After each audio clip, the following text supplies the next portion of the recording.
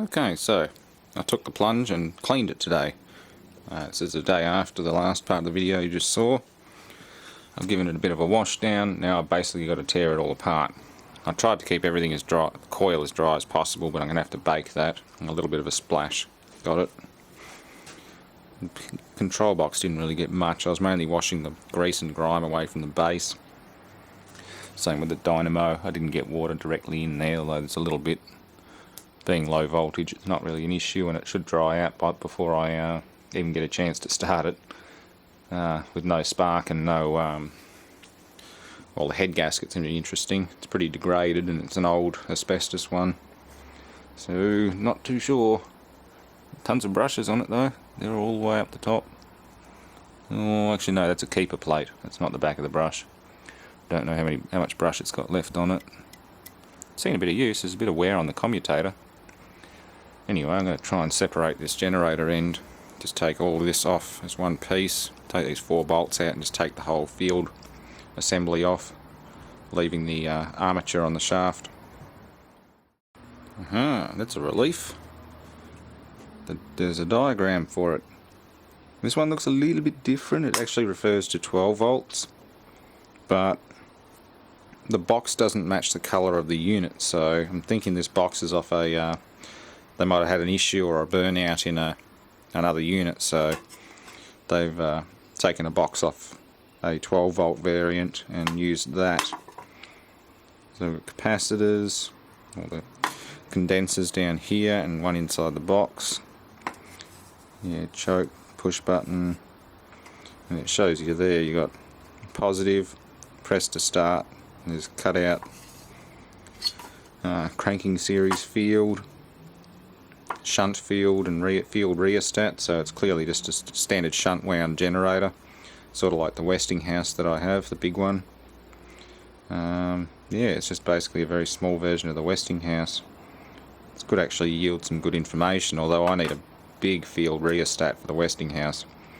That's a big one, 50 amps, so I need a lot of hell of a lot of rheostat to get that one under control. So I'll be keeping an eye out for one though.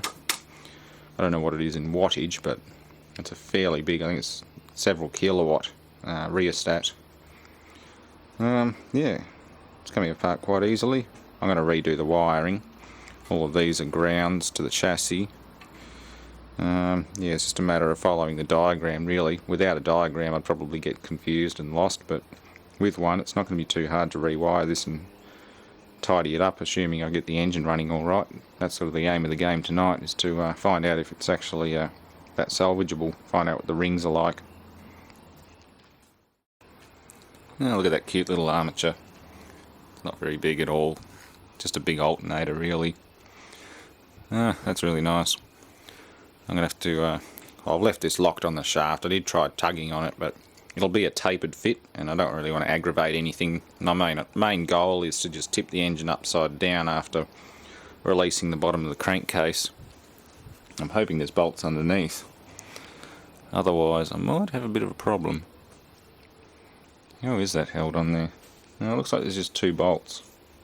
Hopefully no more. Yeah.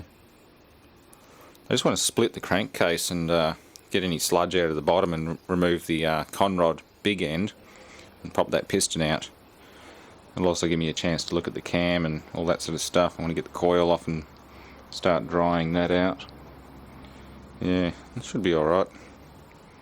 Again, there was no spark to begin with, so if I have to buy another coil, that's not a big issue. I just want to make sure I'm not dealing with something that's got a trashed piston or rings or anything like that.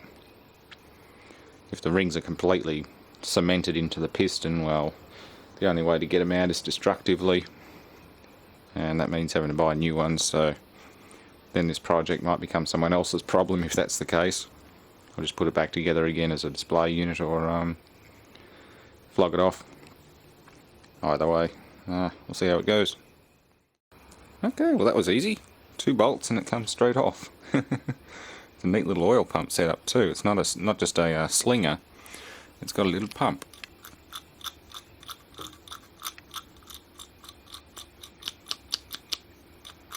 Yeah, it's going to go that way. Not very happy at the moment with crap oil in it, but fresh oil and up to speed, and that thing can throw oil all the way to the top of the crankcase. That's not a bad idea. Anyway, it needs a damn good clean up, I'll give it that much.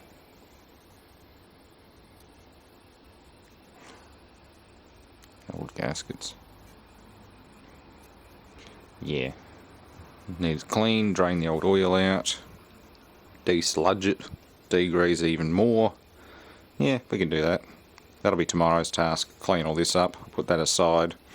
Tonight I just want to focus on cleaning the hell's going on outside?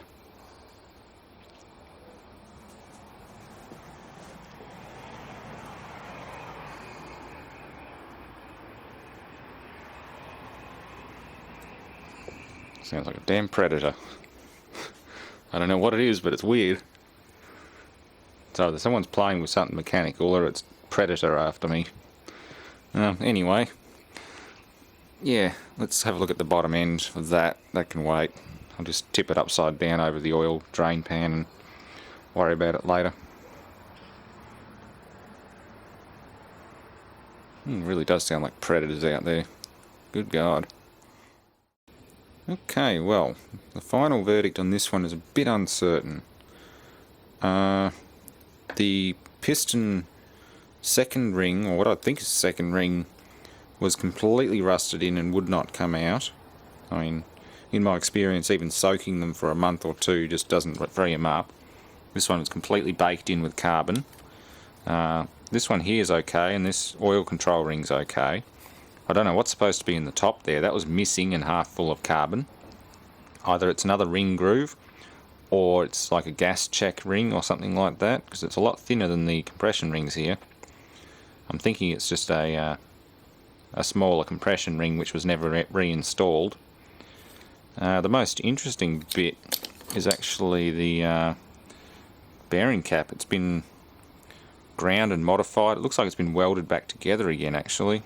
You can almost see a hairline crack through here and through here, and they've gone to town with the welder and actually rebuilt it. So I don't know what's going on there. This engine might have had a major whoopsie and they've done a bit of repair on it.